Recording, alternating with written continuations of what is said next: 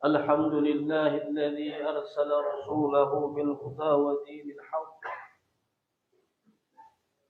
ليظهره على الدين كله ولو كره المشركون. أشهد أن لا إله إلا الله وحده لا شريك له الملك الحق المبين، وأشهد أن محمدا عبده ورسوله الصادق الوعد الأمين. اللهم صل وسلم على سيدنا محمد وعلى آله وصحبه أجمعين. أما بعد فيا عباد الله، أوصيكم ونفسي بتقوى الله فقد فاز المتقون. لقد قال الله تعالى في القرآن الكريم: أعوذ بالله من الشيطان الرجيم، بسم الله الرحمن الرحيم، اتقوا الله حق تقاته ولا تموتن إلا وأنتم مسلمون. وقال تعالى في آية أخرى: بسم الله الرحمن الرحيم، وإذا قرئ القرآن فاستمعوا له وأنصتوا لعلكم ترحمون. وقال رسول الله صلى الله عليه وسلم: إن الله يرفع بهذا الكتاب أقواما ويضع به آخرين. صدق الله العظيم وصدق رسوله الكريم، ونحن على ذلك من الشاهدين والشاكرين، والحمد لله رب العالمين. Hadirin jemaah salat Jumat rahimakumullah. Dari mimbar khutbah ini, khatib mengajak kepada diri khatib sendiri dan hadirin jemaah sekalian untuk meningkatkan ketakwaan kita kepada Allah Subhanahu wa taala.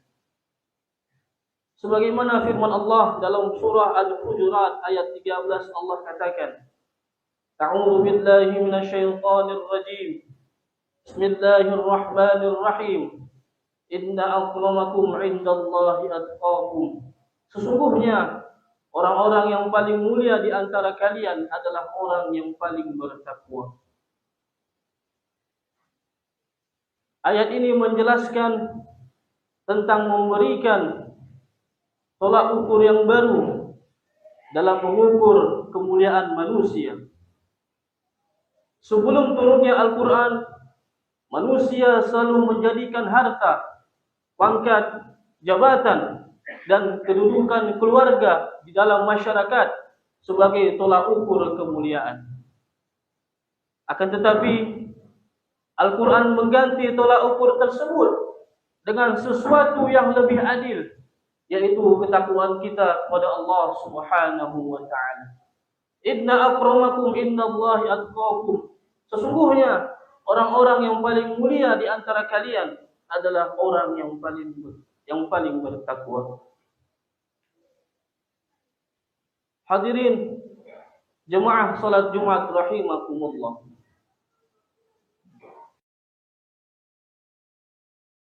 Menyebar luas ke seluruh tanah bangsa Arab.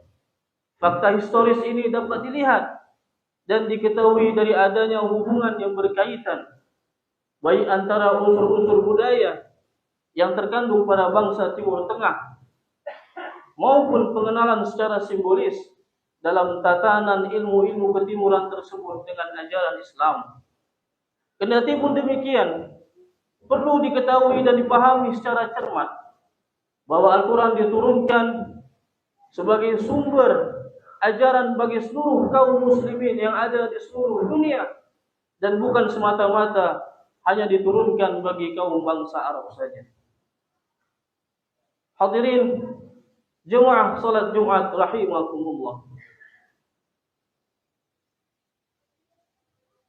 Profesor Dr. Muhammad Quraish Shihab dalam kitabnya Tafsir Al-Misbah volume 15 halaman 490 mengutarakan bahwa diturunkannya Al-Quran sekaligus dari Lauhul Mahfuz ke langit dunia, sedangkan diturunkannya dari langit dunia kepada Nabi Muhammad SAW secara berangsur-angsur yang dibawa oleh malaikat Jibril alaihissalam selama 22 tahun, 2 bulan, 22 hari. Untuk itulah wajib bagi manusia, khususnya umat Nabi Muhammad SAW, untuk menyambut kitab Rabbul Alamin, yakni Al-Quranul Karim, dengan membacanya yang diimplementasikan dengan mengikuti petunjuknya dan berakhlak dengan akhlaknya, agar kita memperoleh kebaikan yang paling agung dan meraih hasil yang terpuji. Hadirin jemaah salat Jumat rahimakumullah.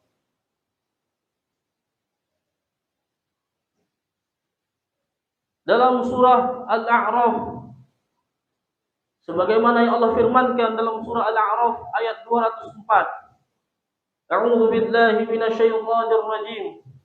Bismillahirrahmanirrahim. Wa idza quri'al Qur'anu fastami'u lahu wa ansitu la'allakum turhamun. Apabila dibacakan ayat-ayat Al-Quran, maka dengarkanlah baik-baik dan perhatikanlah dengan tenang agar kalian mendapat rahmat. Para ulama tafsir berpendapat bahwa perintah untuk menyimak bacaan Al-Quran sama dengan perintah untuk membacanya. Mendengar saja sudah mengundang rahmat, apalagi membacanya. Sampai-sampai Imam An-Nawawi dalam kitabnya Riyadhus Shalihin membuat bab khusus atau pembahasan khusus yang mengkaji tentang keutamaan membaca Al-Quran. Di antaranya yang menjelaskan bahwa yang pertama, Al-Quran akan menjadi syafaat atau penolong di hari kiamat bagi para pembacanya. Sebagaimana sabda Rasulullah SAW, bahwa Rasulullah SAW pernah bersabda, "Iqra'ul Quran fa innahu ya'ti yaumal qiyamah syafi'an li ashabihi." Bacalah Al-Quran karena sesungguhnya dia akan menjadi syafaat di hari kiamat bagi para pembacanya. Hadis ini diriwayatkan oleh Imam Muslim. Yang kedua, orang-orang yang mempelajari dan mengajarkan Al-Quran, maka dia tergolong di antara sebaik-baiknya manusia. Sebagaimana yang disabdakan oleh Rasulullah SAW, "Khairukum man ta'allama al-Quran wa 'allamahu." Sebaik-baiknya di antara kalian adalah orang yang mempelajari dan mengajarkan Al-Quran. Hadis ini diriwayatkan oleh Imam Bukhari. Yang ketiga, orang-orang yang mahir membaca Al-Quran, maka nantinya dia akan bersama para malaikat Allah. Sebagaimana yang telah disepakati oleh ulama-ulama hadis yang terkemuka, bahwa Rasulullah SAW pernah bersabda, "Alladzi yaqra'ul Qur'an wa huwa mahirun bihi ma'as safaratil kiramil bararah." Orang-orang yang membaca Al-Quran, maka nantinya dia akan bersama para malaikat Allah yang mulia, lagi taat kepada Allah Subhanahu wa taala. Hadis ini adalah hadis muttafaqun alaih yang diriwayatkan oleh Imam Bukhari dan Imam Muslim. Yang keempat, orang-orang yang belum lancar dalam membaca Al-Quran dan belum mengkhatamkannya, maka tak perlu sedih, maka tak boleh sedih, sebab Allah tetap berikan padanya 2 pahala. Sebagaimana yang diformulasikan dalam beberapa hadis, bahwa Rasulullah SAW pernah bersabda, "Walladzi yaqra'ul Qur'an wa yatata'ta'u fihi wa huwa 'alaihi syaqqun lahu ajran." Muttafaqun alaih.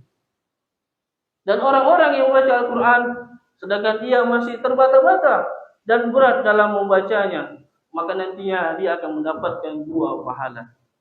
Hadis ini adalah hadis muttafaqun alaih yang diriwayatkan oleh Imam Bukhari dan Imam Muslim. Yang kelima, Al-Quran dapat meningkatkan derajat suatu kaum dan manusia di mata Allah Subhanahu wa taala. Sebagaimana yang telah disebutkan dalam salah satu hadis bahwa Rasulullah sallallahu alaihi wasallam bersabda, "Inna Allah yarfa' bihadzal kitab aqwaman wa yad'u bihi akharin." Sesungguhnya Allah mengangkat derajat suatu kaum dengan Al-Quran, dan dengannya pula Allah merendahkan kaum yang lain. Hadis ini diriwayatkan oleh Imam Muslim. Inilah letak kemuliaan Al-Quran dalam membangun peradaban manusia yang memiliki peran penting dan genting berdasarkan hadis yang telah disebutkan tadi pada poin yang kelima. Hadirin jemaah salat Jumat rahimakumullah. Dalam sebuah riwayat disebutkan, pernah suatu ketika Rasulullah sallallahu alaihi wasallam ditanyakan oleh bangsa Arab, orang-orang kafir Quraisy, "Wahai Muhammad, bagaimana kamu bisa beradab? Padahal kamu dilahirkan dan berada di tengah-tengah masyarakat yang tak punya peradaban." Lantas Nabi Muhammad sallallahu alaihi wasallam menjawab, "Adzabani Rabbi fa ahsana ta'dibi." Allah lah yang telah mengajarkan aku beradab, maka baguslah adabku.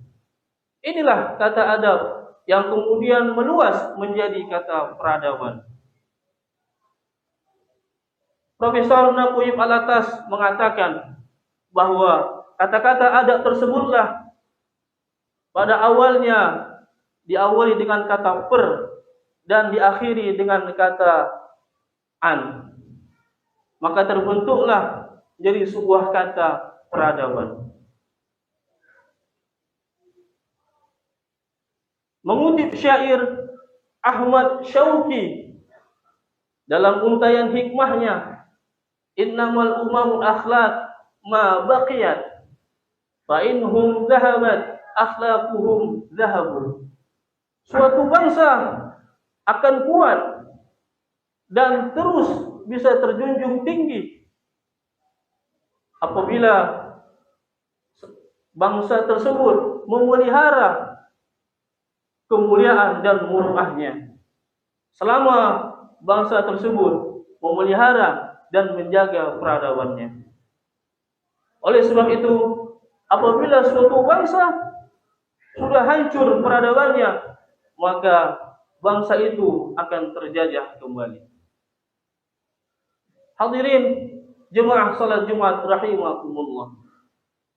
Sebagaimana perspektif Al-Quran, Allah katakan dalam surah An-Nisa ayat 41, "A'udzu billahi minasyaitonir rajim.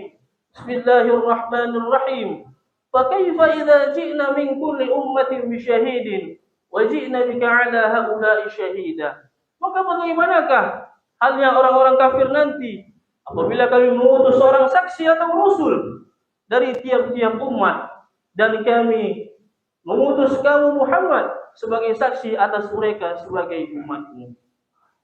Pada redaksi ayat Allah tadi, maka akan didapati kata syahidah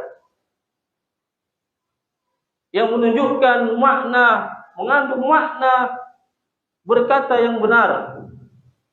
Syahidah memiliki makna esensi berkata yang benar dan bersikap adil dalam memberitahukan suatu berita atau suatu informasi setelah diteliti terlebih dahulu, yang tentunya ini tidak terlepas berdasarkan ilmu pengetahuan. Kata syahidah diambil dari suku kata syahada yashhadu yang bersinonim dengan kata hadara yahduru, dapat diartikan dengan hadir atau menyaksikan. Kata syahidah yang disebutkan dalam Al-Quran tersebut mayoritasnya juga syahadah yang berarti menyaksikan. Inilah upaya Al-Quran dalam membangun dan memajukan peradaban manusia karena kemuliaannya sebagai penolong dalam kehidupan ini. Demikianlah yang dapat khatib sampaikan dalam khutbah ini. sebagai potret berinteraksi dengan Al-Quran dalam kehidupan abad 21. Barakallahu li wa lakum fil Qur'anil azim wa nafa'ani wa iyyakum bima fihi minal ayati wa dzikril hakim wa taqabbala minni wa minkum tilawatahu innahu huwas samiul alim. Aqulu qawli hadha wastaghfirullahal azim li wa lakum wa lisairil muslimina wal muslimat wal mu'minina wal mu'minat fastaghfiruhu innahu huwal ghafurur rahim.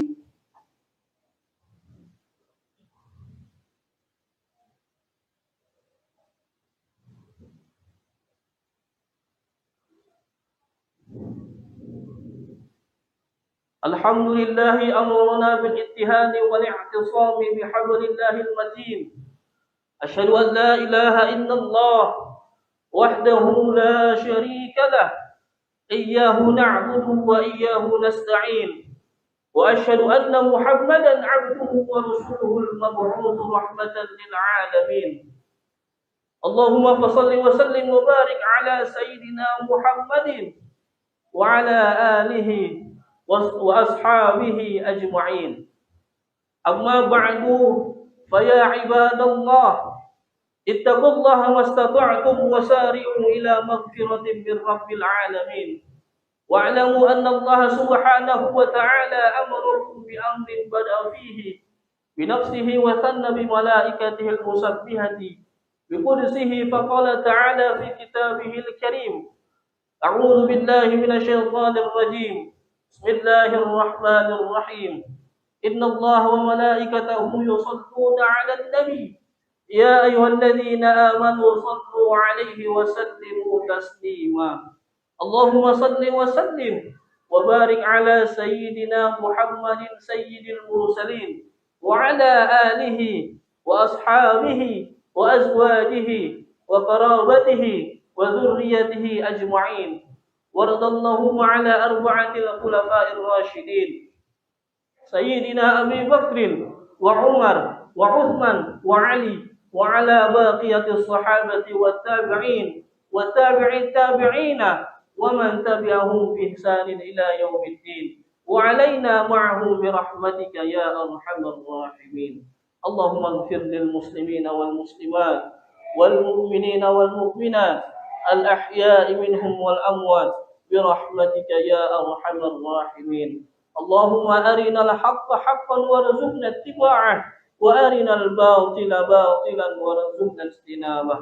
اللهم أعز الإسلام والمسلمين وأذل الشرك والمشركين والظلم والظالمين وانصرنا على هؤلاء الذين يقاتلوننا ويصدوننا عن سبيل الله.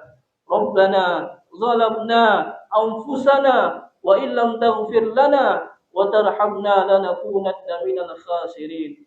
ربنا هب لنا من أزواجنا وذرياتنا قرة أعين واجعلنا للمتقين إماما. ربنا آتنا في الدنيا حسنة وفي الآخرة حسنة وقنا عذاب النار. سبحان ربك رب العزة عما يصفون سلام على المرسلين والحمد لله رب العالمين. عباد الله إن الله يأمر بالعدل والإحسان وإيتاء ذي القربى وينهى عن الفحشاء والمنكر والبغي يعظكم لعلكم تذكرون. فاذكروا الله العظيم يذكركم واشكروا على نعمه يزدكم ودعوه يستجب لكم ولذكر الله أكبر. أقيموا الصلاة.